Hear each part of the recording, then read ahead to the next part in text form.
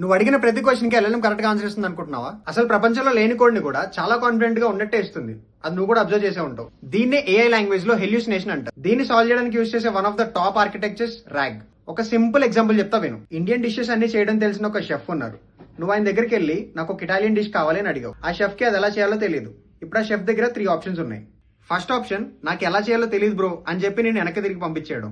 ఇది ఖచ్చితంగా సెలెక్ట్ చేసుకోరు. ఆప్షన్ 2, ఆ షెఫ్ కి ఉన్న ఇండియన్ డిషెస్ ఎక్స్పీరియన్స్ తో ఇమాజిన్ చేసుకొని నువ్వు అడిగిన డిష్ ని ప్రిపేర్ చేసి ఇవ్వడం.